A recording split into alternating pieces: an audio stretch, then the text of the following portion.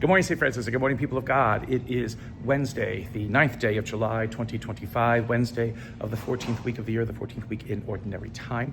I'm in the community center where one of our summer camps is currently happening. I think it's in the gymnasium over there. But I don't know if you've ever seen anybody who's not been from St. Francis community center over here. We had a coffee bar, and we still do have a coffee bar at one time, which Mark Reamer, one of our former pastors, wanted to install like after Sundays for coffee and donuts, but it was a little too far a walk from the church, so it never got much use. It had a wonderful espresso machine, which broke, and we never ever replaced it.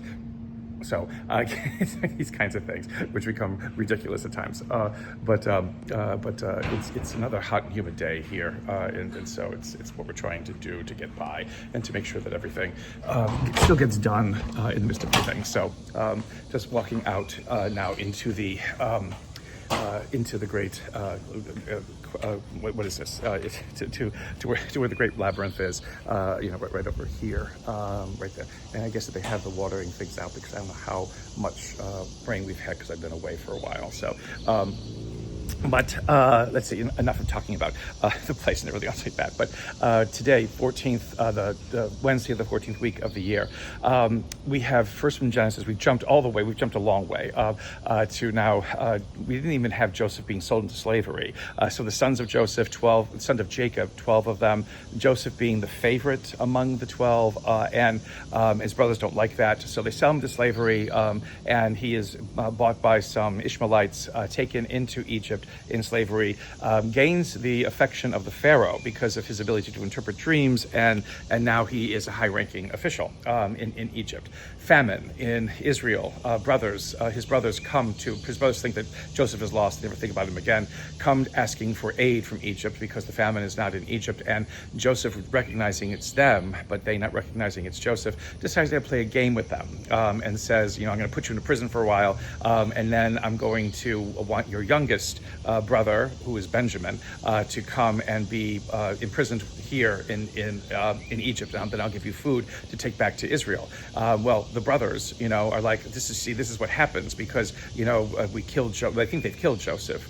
We killed Joseph. We did wrong to him, and now we're being punished for our actions by having poor Benjamin have to move into slavery or imprisonment here in Egypt so that we can have food to eat.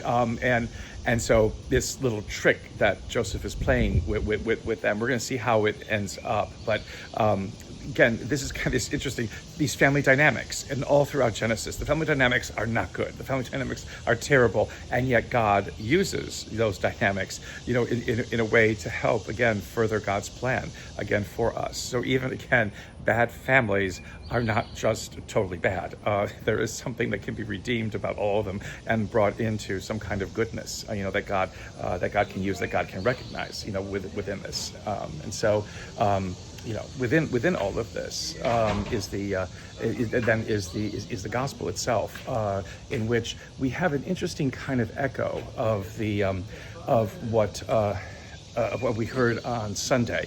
On Sunday from Luke's gospel, we have Jesus sending out 72 others. Again, and we don't know their names. We don't even know if they were male and female, but they are sent out to basically do the proclamation that in Matthew's gospel today, Jesus is asking the 12 to do.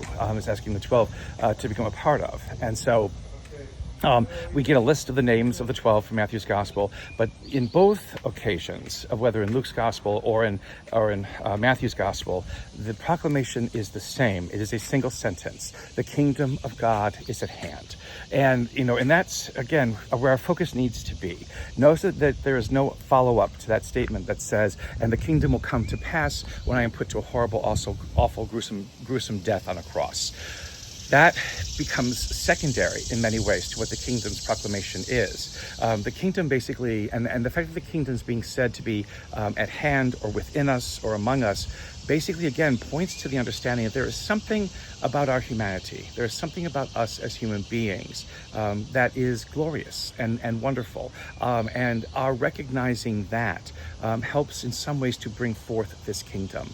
It isn't from above. It's not from some kind of other dimension. It's not just a spiritual kind of thing. It is something that involves us as human beings. Something that reminds us, again, of how it is perhaps that we have been created, and to to who it is that we belong. Again, if we are made in God's image and we belong always to Christ, then there is something that we are able to do to bring forth a world of hope and life and love and peace. That there is something about this that we have to recognize and remember. It's interesting that Jesus tells the apostles in Matthew's gospel today to go to the lost sheep, of Israel. Again, to those who have forgotten the fact of their own goodness, those who have forgotten the fact that the kingdom, relies within them to be brought forth. Again, always with God's help and with God's Spirit, but still lies within us to be brought forth. That is a wonderful mission, to embrace, a wonderful mission to adopt, again, in our own lives and in our own way in which we live within this world, because it helps us to remind ourselves of the goodness that lies always within this earth and within which in all of us. And in that goodness lies God's hope for salvation for all the world.